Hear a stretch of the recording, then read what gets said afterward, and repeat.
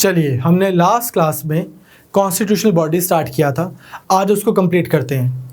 आज के लेक्चर से बहुत ज़्यादा चांसेस हैं कि आपको एक क्वेश्चन प्रीलिम्स में आए। उसका रीज़न क्या है? अभी रिसेंटली काफ़ी सारे इश्यूज हुए थे socially and educationally backward communities से रिलेटेड, और उसमें सुप्रीम कोर्ट ने एक जजमेंट भी दी है कि किसके पास पावर है अब ये डिक्लेयर करने की कि कौन सी कम्युनिटी बैकवर्ड कम्युनिटी है। ठीक, उनके एक फिर इंटाइटलमेंट्स होती हैं, तो उससे रिलेटेड आज देखेंगे। इंपॉर्टेंट लेक्चर है आज का। तो आज हम जो प्राइमरीली बॉडीज़ करेंगे वो करेंगे national commission on SC, national commission on ST, national commission on BC, ये बहुत इंपॉर्टेंट है। 102nd कॉन्स्टिट्यूशनल अमेंडमेंट ये करेंगे हम, और ट्रिब्यूनल्स। ये कॉन्स्टिट्यूशनल बॉडीज़ हमारी पेंडिंग थी, बाकी हमने प्रीवियस लेक्चर में कर ली थी। तो चलिए सबसे पहले देखते हैं national commission for schedule caste. अभी किसके अंडर आती है? Under ministry of social justice and empowerment. है क्या, जब हमारा कॉन्स्टिट्यूशन बना उस समय ये डिसाइड किया गया कि कोई एक ऐसा स्पेशल ऑफिसर अपॉइंट किया जाए। कॉन्स्टिट्यूशन में लिखा था कि कोई ऐसा स्पेशल ऑफिसर अपॉइंट किया जाना चाहिए जो शेड्यूल कास्ट के लिए, उनके अपलिफ्टमेंट के लिए, उनके स्टैंडर्ड ऑफ लिविंग इम्प्रूव हो जाए and such similar kind of task के लिए काम करेंगे। तो ऐसे एक ऑफिसर अपॉइंट किया गया। ग्रेजुअली 1978 में ये फील किया गया कि यार ये ऑफिसर अपॉइंट होना सफिशिएंट नहीं है, कमीशन होनी चाहिए प्रॉपर। तो इस तरह से कमीशन बन गई, कॉन्स्टिट्यूशनल बॉडी बन गई। और फिर इवेंचुअली ये देखा गया कि हमारे पास में एक national commission for SC ST है। अब इसको हम बाइफरकेट करके एक डेडिकेटेड बॉडी बनाते हैं फॉर SCs, एक डेडिकेटेड बॉडी बनाते हैं फॉर STs।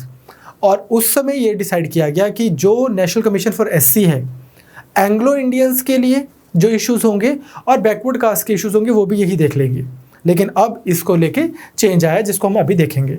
तो है क्या? सबसे पहले it is a constitutional body period. आपको सिंपल आएगा, which of the following are the constitutional bodies, तो NCSC को आपने टिक कर देना है। आर्टिकल 338, तो आर्टिकल 338 में है NCSC, आर्टिकल 338A में है शेड्यूल्ड ट्राइब ST से रिलेटेड, और 338B भी अब ऐड हो गया। तो ये किस लिए बनाई गई थी ये बॉडी? ताकि शेड्यूल कास्ट के एक्सप्लॉयटेशन को रोका जा सके। हमारी कंट्री में historically over the centuries, last few centuries, particular caste, particular tribes के अगेंस्ट हिस्टोरिकल डिस्क्रिमिनेशन हुआ है। उसकी वजह से वो जातियाँ हैं वो काफ़ी रिसीविंग एंड पे रही हैं, पीछे रह गई हैं। तो अब उनकी अपलिफ्टमेंट के लिए हमें बहुत सारे स्टेप्स लेने थे कॉन्स्टिट्यूशनल सिस्टम में। तो ये it happens to be one of the very important. तो इसकी अगर वही जो मैंने बताई है ब्रीफली हिस्ट्री अगर हम देख लें, तो था क्या कि कॉन्स्टिट्यूशन ने बोला कि एक स्पेशल ऑफिसर होना चाहिए। रिपीट ही कर रहा हूँ जो अभी आपको बताया कि स्पेशल ऑफिसर होना चाहिए। इसी चीज़ को ध्यान में रखते हुए स्पेशल ऑफिसर, जिसका नाम था कमिश्नर फॉर शेड्यूल कास्ट, यह बना लिया गया। इसके बाद ये डिज़ायर जब फील हुई, लाइक आई सेड, कि यार इतना इनफ नहीं है और प्रोविजन को स्ट्रॉन्ग करना है, तो क्या किया? सिंगल मेंबर स्पेशल ऑफिसर की जगह मल्टी मेंबर कमीशन बना दी गई फॉर SC STs। ये आ गई अगस्त 1978 में। उसके बाद फर्दर इसको रीनेम किया गया national commission for schedule caste and schedule tribes. And जो इम्पॉर्टेंट है वो ये है कि 89th कॉन्स्टिट्यूशनल अमेंडमेंट 2003 के बाद क्या किया गया? इन दोनों को एक बॉडी की जगह, national commission for SC and ST को बाइफरकेट करके दो बॉडीज बना दी गई। एक national commission for SC and national commission for ST। Clear? अब इसकी कॉम्पोजिशन क्या है, कौन बैठता है इसमें?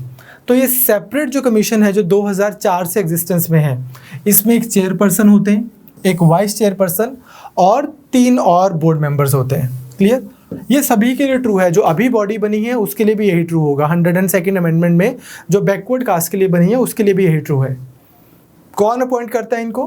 प्रेसिडेंट साहब अपॉइंट करते हैं। और आप ऑलरेडी पॉलिटी में मेरे साथ में कर चुके हो कि कोई भी अपॉइंटमेंट, मैक्सिमम अपॉइंटमेंट्स जो प्रेसिडेंट साहब कर रहे होते हैं, अनलेस वो जुडिशियल अपॉइंटमेंट्स हो या कोई ऐसी हो, तो उसको कौन बता रहा होता है?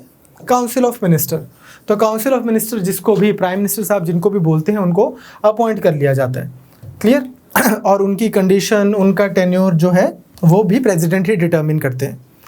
नाउ इनके फंक्शंस क्या हैं, ये बॉडी करेगी क्या? बहुत सारे काम होते हैं इन बॉडीज़ के।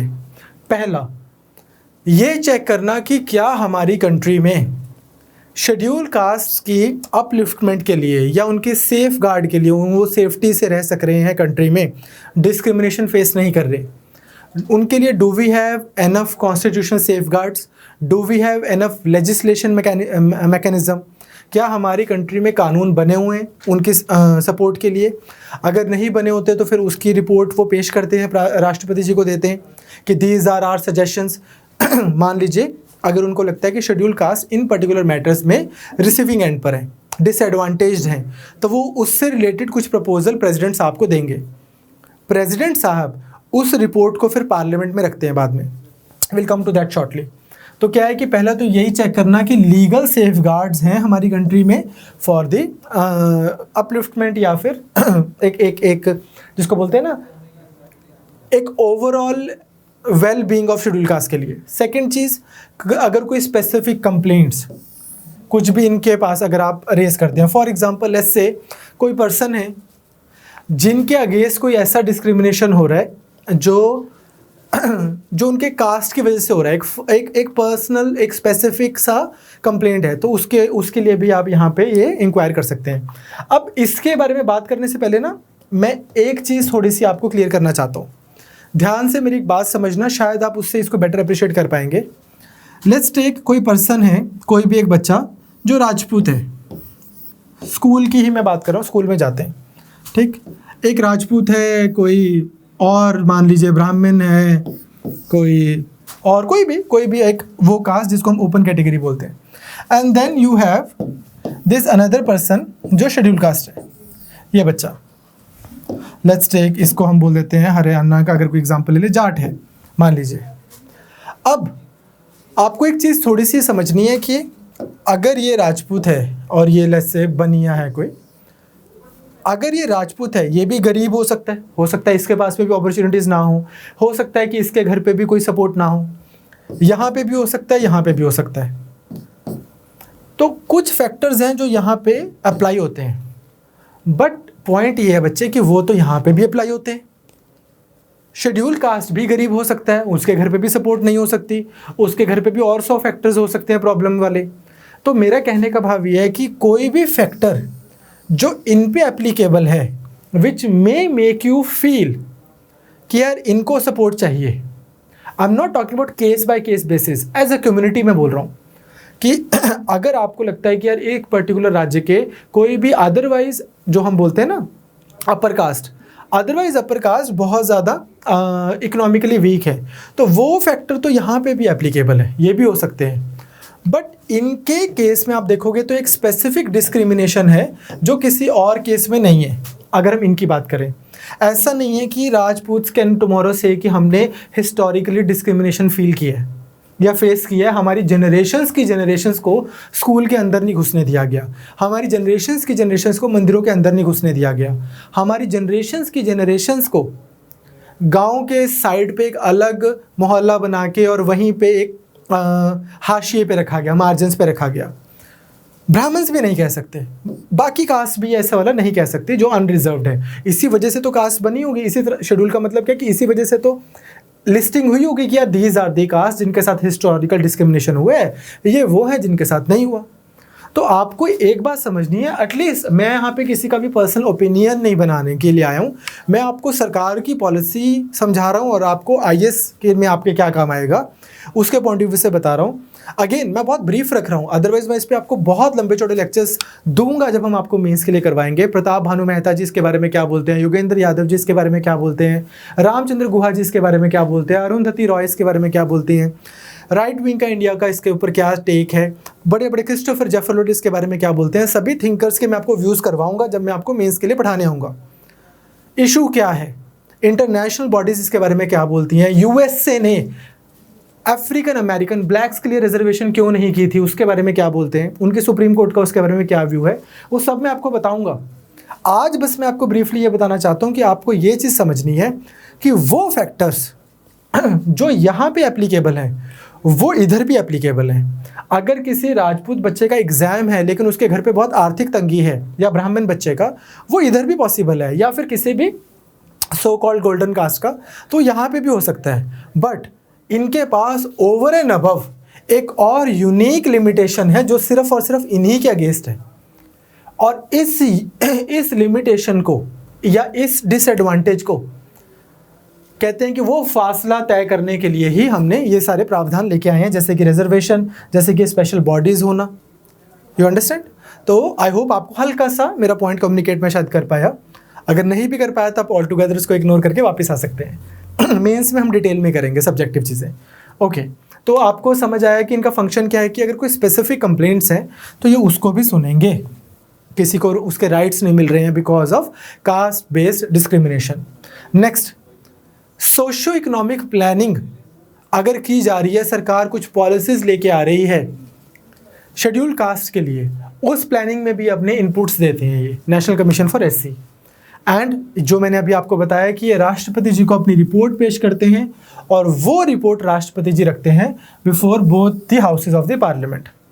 अब जब वो पार्लियामेंट में रखी जाती है तो इसी के साथ में एक और चीज़ क्या बताई जाती है, ये कि इस रिपोर्ट में जो नेशनल कमीशन फॉर एससी है, इन्होंने जो हमें रिपोर्ट दी है उसमें जो इन्होंने कुछ प्रोविजन सजेशन दिए हैं कि ये सब चीज़ें कीजिए आप एससीज के लिए, अगर हम नहीं कर रहे तो क्यों नहीं कर रहे, एक्सप्लेनेटरी मेमोरेंडम के साथ दी जाती हैं। आइडिया क्या है कि सदन को ये पता लगे कि सरकार जो है शेड्यूल कास्ट की अपलिफ्टमेंट के लिए सीरियस है, और अगर किसी नेशनल कमीशन ने कुछ सुझाव दिए हैं और वो इमीडिएटली इंप्लीमेंट नहीं हो रहे तो उसकी कुछ जेन्युइन रीज़न है जो कि सदन को बताए जा रहे हैं, which are being communicated to the parliament.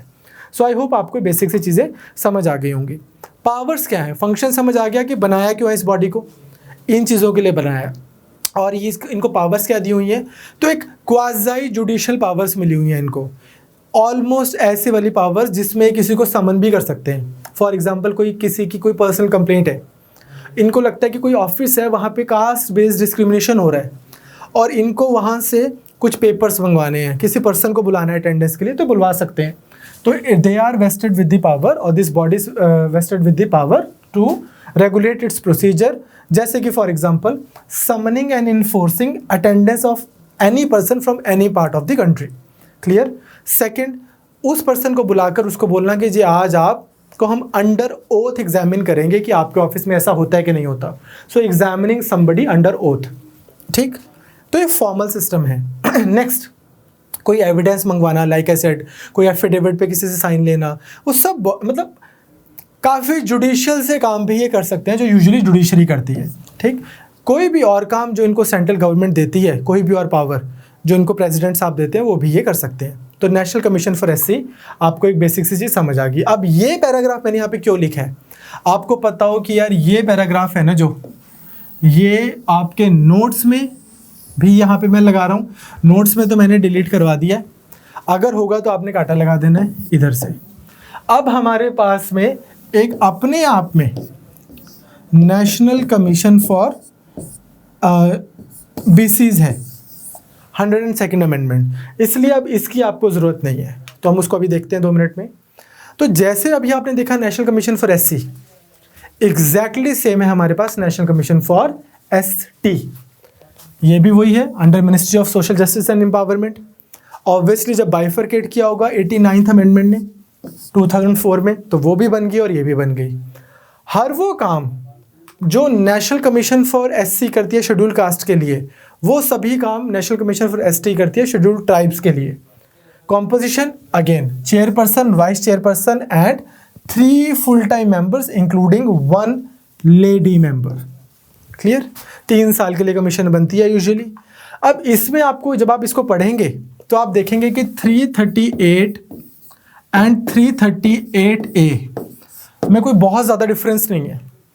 एक दो चीज़ जो आपको पता होनी चाहिए वो ये है कि जब आपको हमने पंचायत सिस्टम पढ़ाया था यहाँ पे, जब हम पंचायती राज इंस्टीट्यूशंस कर रहे थे, उस समय भी हमने आपको एक चीज़ करवाई होगी, panchayat extension to scheduled area वो वाले प्रोविजंस ना, पीस एक्ट वगैरह। तो इनकी एक और जो एसटी वाली जो कमीशन है, नेशनल कमीशन फॉर एसटी, उनकी वन ऑफ दी जो रिस्पॉन्सिबिलिटीज़ रहती हैं वो ये रहती हैं कि शेड्यूल्ड ट्राइब्स का जो खुद का रहने का तरीका है, जिस तरह से वो रहते हैं, are those traditions and ways of living, are they being preserved और नॉट। तो इसका देखो आप कि measures to be taken to ensure full time implementation of PESA, एक तो ये कि पंचायती राज की जो भी बेनिफिट्स ग्रास रूट पे मिल रहे हैं वो वाले बेनिफिट्स हम शेड्यूल्ड एरिया में दे पा रहे हैं, ये भी इंश्योर करेगा national commission for ST over and above this same functions. और इसमें आपको पता ही है कि हमने PESA में क्या किया था कि जो जो प्रोविज़न पंचायत के थे वो ही प्रोविजंस अगर हम किसी तरह एक्सटेंड कर सके, वो बेनिफिट्स हम एक्सटेंड कर सके शेड्यूल्ड एरिया में, keeping two things in mind. पहला कि local traditions, local cultures preserve रहें, their way of living preserve रहे, और दूसरा एसेंशियली जो पावर है वो ब्यूरोक्रेसी की जगह पे ग्राम सभा को दी जाए, लोकल पंचायतों को दी जाए, वहाँ के शेड्यूल्ड ट्राइब्स के। अब क्या होता है कि many of those who are watching these videos, in fact majority of them they are either from Punjab and Haryana and Chandigarh, because वो वाले बच्चे अभी हमें ज़्यादा देखते हैं। You may not connect with this a lot. Why? Because Punjab में scheduled tribes नहीं होती हैं, हरियाणा में शेड्यूल्ड ट्राइब्स नहीं होती हैं, चंडीगढ़ में शेड्यूल्ड ट्राइब्स नहीं होती हैं, दिल्ली में भी आई थिंक नहीं होती हैं, ठीक, आई एम अज्यूमिंग दिल्ली के केस में हाँ नहीं होती हैं। बट आप इसको ज़्यादा अप्रिशिएट कर पाओगे अगर आप मध्य प्रदेश में हो, अगर आप उड़ीसा से हो, या अगर आप किसी भी और स्टेट से हो, राजस्थान से, JNK से। शेड्यूल्ड ट्राइब्स हैं, गोंड्स, भील, इस तरह के ट्राइब्स हैं, वो एरियाज़ में वो अपने तरीके से रहते हैं, उनका एक अपना economic, political, cultural way of living है, which may not be too aligned with your otherwise mainstreamed way of life. उनकी पॉलिटिकल एसोसिएशन, उनकी सिविल एसोसिएशंस वो बहुत डिफरेंट हो सकती हैं compare to the way you live under India's constitution, जैसे हम हैं। तो PESA में हम क्या ट्राई करते हैं कि हम इनकी हारमोनियस मेन स्ट्रीमिंग कर दें। ऐसा भी नहीं है कि हम वहाँ पे जाके बोले अरे ऐसे नहीं ऐसे कपड़े पहनो, ऐसे नहीं ऐसे रहो, ऐसे नहीं ऐसे शादियाँ करो, इस तरह से नहीं इस तरह से आप एसोसिएशंस बनाया करो। ये भी ना हो, डिक्टेटोरियल भी ना हो, बट धीरे धीरे धीरे हम उनके जो ट्रेडिशनल जो कल्चर्स हैं, जो हमें लगता है कि हमारे कॉन्स्टिट्यूशन में इससे बेटर प्रोविजंस हैं जो उनको और फ़ायदा देंगे, वो हम वहाँ पे इंट्रोड्यूस करवा सकें। तो नेशनल कमीशन फॉर एसटी इस चीज़ को भी इंश्योर करने के लिए रिपोर्ट बनाती है और एक्शन देती है, ताकि PESA पंचायत के जो प्रोविजंस हैं ग्रास रूट अपलिफ्टमेंट के, वो शेड्यूल्ड एरियाज़ में भी बेटर तरीके से जा सकें। दूसरा, आपको ज्योग्राफी वाले सर ने करवाया होगा शिफ्टिंग कल्टीवेशन, जिसको नॉर्थ ईस्ट में बोलते हैं झूम। एक जगह पे खेती की, उसके बाद यहाँ पे आग लगा दी, दूसरी जगह पे चले गए, फिर यहाँ पे आग लगा दी, तीसरी जगह पे चले गए। अब ये जो है इसकी उस समय अगर हम देखें लोकल लेवल पे कभी कुछ सिग्निफिकेंस रही होगी, पर अदरवाइज इसको ज़्यादा सस्टेनेबल नहीं माना जा रहा। तो इसलिए बोलते हैं कि measures to be taken to reduce and ultimately eliminate practices of shifting cultivation. तो इसके लिए भी ये नेशनल कमीशन फॉर एसटी से एक्सपेक्ट करते हैं कि कुछ ऐसे प्रोविजंस लाएंगे जिससे धीरे धीरे धीरे शेड्यूल्ड ट्राइब जो है शिफ्टिंग कल्टीवेशन से स्विच कर जाएं। अब मुझे ऐसा लगता है कि NC/SC NC/ST में से क्वेश्चन आने के चांसेस कम है। मैंने इसलिए आपको एक बार 10-15 मिनट लेके बोल दिया है, और आप इसको पढ़ेंगे जो आपको पीछे PPTs में मिलेगा मोर देन सफिशिएंट है। बट मुझे लगता है कि आपको सवाल यहाँ से आएगा, ये सबसे इम्पॉर्टेंट है। क्योंकि हमारे कॉन्स्टिट्यूशन में एक अमेंडमेंट आई अभी रिसेंटली 1-2 साल में, और उस अमेंडमेंट में एक चीज़ हुई है। तो पहले हम इसको देख लेते हैं और मैं आपको कुछ इंपॉर्टेंट पॉइंट्स बता देता हूँ। जो स्टेट्स की सर्विसेज की तैयारी कर रहे हैं, Haryana, HCS, UP, PCS and all that, उनके लिए ये बेसिक से फैक्ट्स भी इंपॉर्टेंट है। UPSC में शायद ये नहीं पूछे जाएंगे। तो 102nd amendment of the constitution of India में क्या हुआ, अगर किसी ने ये जानना है ना, किसी को ये नहीं समझ आ रहा हो कि यार बिल कैसे पास होता है इंडिया में, कॉन्स्टिट्यूशनल अमेंडमेंट बिल कैसे पास होता है, अगर राज्यसभा बिल रिजेक्ट कर दे तो क्या होगा, लोकसभा उसका वो ना माने तो क्या होगा। तो इस अमेंडमेंट बिल को अगर आप देख लेंगे कैसे पास होता है तो आपको समझ आ जाएगा। हुआ क्या था, मिनिस्टर साहब ये बिल लेके आए थे गहलोत जी लोकसभा में, लोकसभा ने बिल पास किया, राज्यसभा में गया, राज्यसभा ने उसको आई थिंक स्टैंडिंग कमेटी के पास भेज दिया, फिर वो बिल आया, राज्यसभा ने एक चेंज सजेस्ट करके लोकसभा के पास भेज दिया, लोकसभा ने उस बिल के उस चेंज को नहीं माना, फिर वो वापस गया, फिर दोनों ने मान लिया, यूनानिमसली पास हो गया, प्रेसिडेंट के पास गया।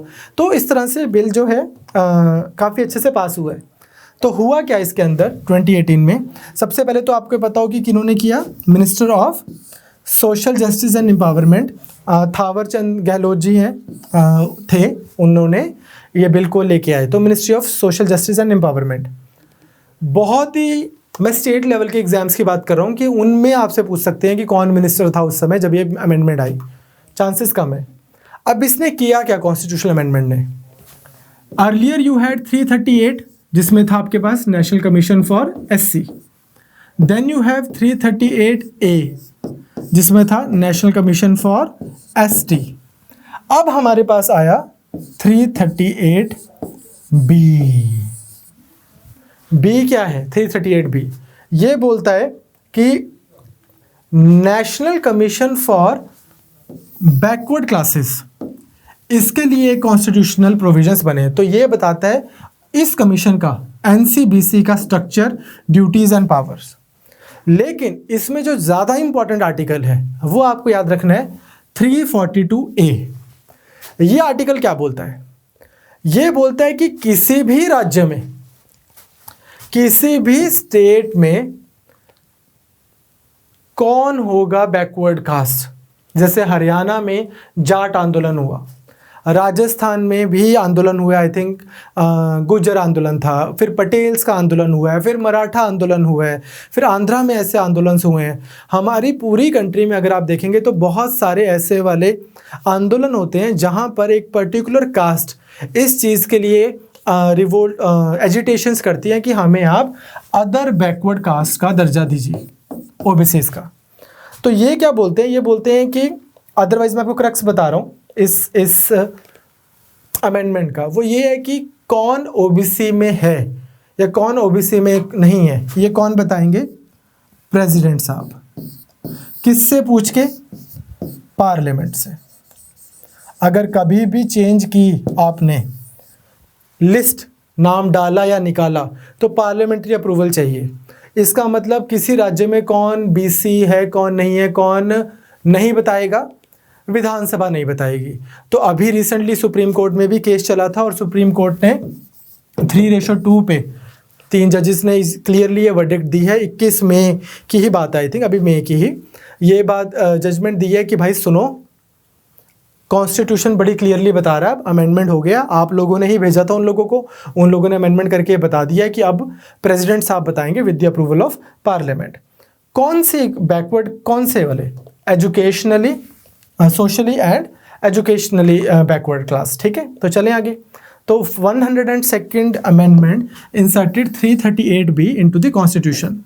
ये क्या करता है? ये बताता है कि सोशली एंड एजुकेशनली बैकवर्ड, जो क्लासेस हैं उनके लिए जो बॉडी बनेगी उसका नाम होगा national commission for backward classes. ये रट्टा लगा लेना आप प्लीज, 338B।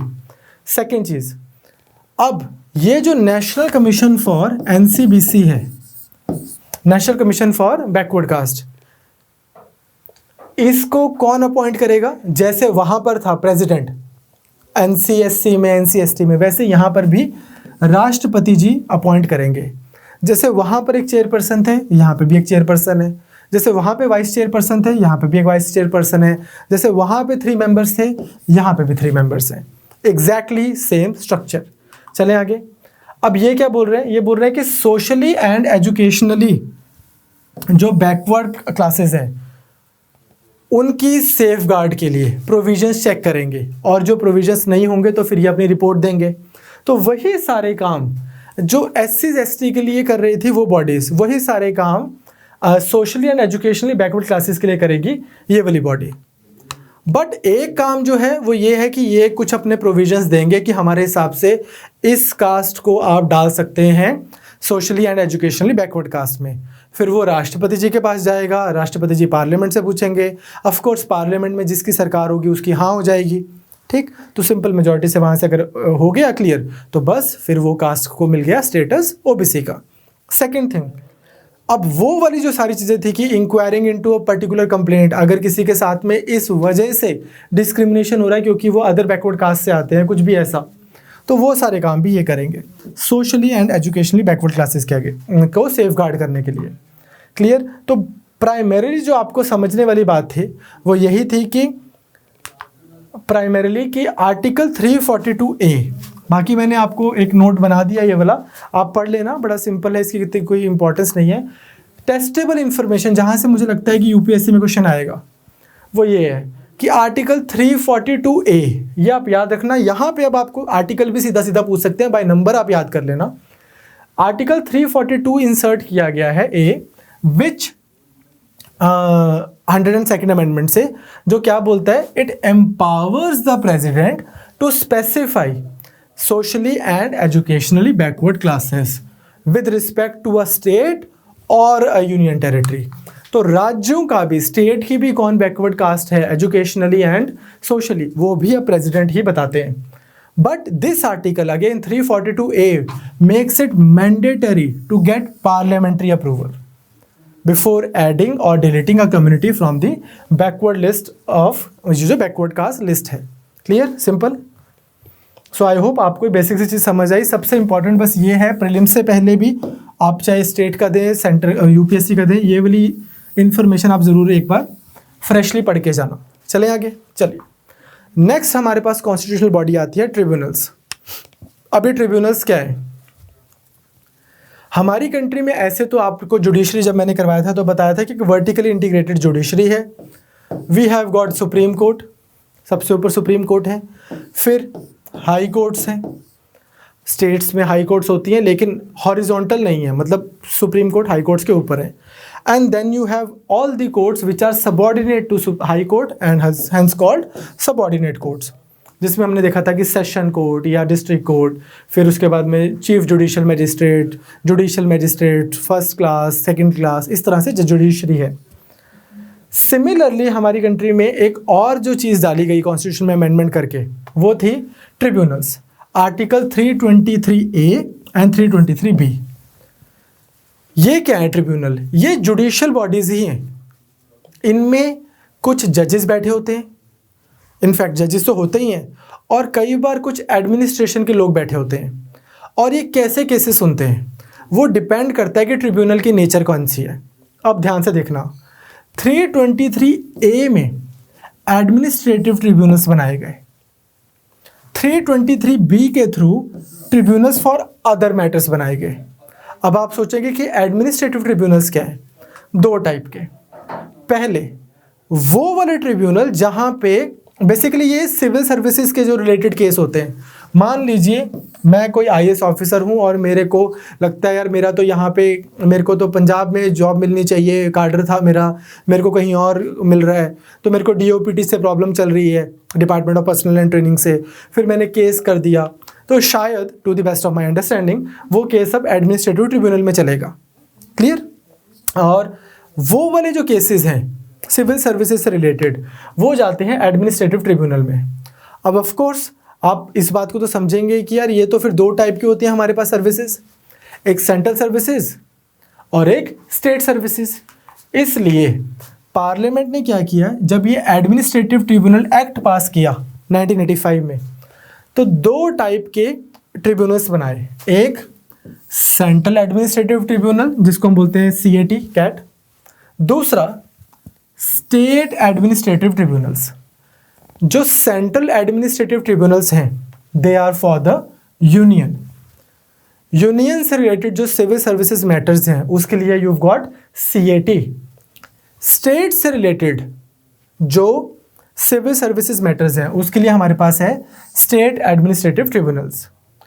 अब आप एक चीज़ याद रखना कि जस्ट बिकॉज हमारे पास सुप्रीम कोर्ट है, हाई कोर्ट है और फिर सबऑर्डिनेट कोर्ट है, जस्ट बिकॉज कोई बॉडी हमने किसी स्पेशल पर्पस के लिए बना दी, इसका मतलब ये नहीं है कि ये यहाँ से इनकी जुरिस्डिक्शन इन कोर्ट्स के ऊपर है नहीं। डिपेंडिंग ऑन क्या मैटर है, हाई कोर्ट में भी इनके अगेंस्ट अपील लग सकती है, सुप्रीम कोर्ट में तो definitely special appeal, leave appeal तो लगेगी या अदरवाइज चैलेंज भी किया जा सकता है। तो if at first instant these tribunals may not look to you as part of this vertically integrated structure, but just know that they are within this structure only। हमारी कंट्री में सबसे ऊपर सुप्रीम कोर्ट है, फिर high courts, फिर उसके बाद subordinate courts, and ये ट्रिब्यूनल्स जो हैं इनके भी ऐसा हो सकता है कि सुप्रीम कोर्ट या हाई कोर्ट भी सर्शोरारी, कोई भी ऐसे वाली रिट लगा सकते हैं कि यार ये तुम कौन सा मैटर सुन रहे हो, ये तो तुम्हारा बनता ही नहीं, इधर लाओ, ये तुम्हारा नहीं है ये मैटर। तो हाई कोर्ट में वो केस जा सकता है, प्रोहिबिट कर सकते हैं, कुछ भी ऐसा किया जा सकता है, चेक किया जा सकता है। क्लियर? तो सबसे पहले अगर हम वापस आएँ तो हमने देखा कि ट्रिब्यूनल हैं दो टाइप के, एक है 323A। ये जो 323A वाले हैं ये फिर फर्दर दो टाइप के बनाए गए हैं, एक CAT सेंट्रल एडमिनिस्ट्रेटिव ट्रिब्यूनल और एक SAT। दूसरे ट्रिब्यूनल है हमारे पास 323B। ये कौन से हैं? ट्रिब्यूनल्स फॉर अदर पर्पसेस, ये भी कॉन्स्टिट्यूशन अलाउ करता है। ये क्या है? अब इसमें क्या होता है कि let's say the appropriate legislature के थ्रू आप डिफरेंट टाइप के डिस्प्यूट्स के लिए स्पेशलाइज्ड ट्रिब्यूनल्स बना सकते हो, जैसे कि बनाए हुए हैं assessment, collection and enforcement of any tax. Income tax से रिलेटेड ट्रिब्यूनल बनाए गए हैं हमारी कंट्री में, सो दैट कि इनकम टैक्स रिलेटेड मैटर्स यहीं पे जाते रहें। Foreign exchange, import export across custom frontiers के लिए स्पेशल ट्रिब्यूनल बना दिए, इंडस्ट्रियल एंड लेबर डिस्प्यूट्स के लिए स्पेशल ट्रिब्यूनल बना दिए, and selling on urban property and so on. तो इस तरह से हमारे पास में बहुत सारे स्पेशल ट्रिब्यूनल्स एग्जिस्ट करते हैं। या मैटर्स कौन से हैं या पढ़ सकते हैं, इतना इंपॉर्टेंट नहीं है ये कि किस किस चीज़ के ऊपर ट्रिब्यूनल बने हुए हैं। इंपॉर्टेंट है कि आपको ये पता हो कि 323 और 323A और B में क्या है। ट्रिब्यूनल हैं हमारे पास कॉन्स्टिट्यूशनल बॉडीज़, जो आर्टिकल 323 और 323B में। Clear? So with this we wind up the constitutional bodies.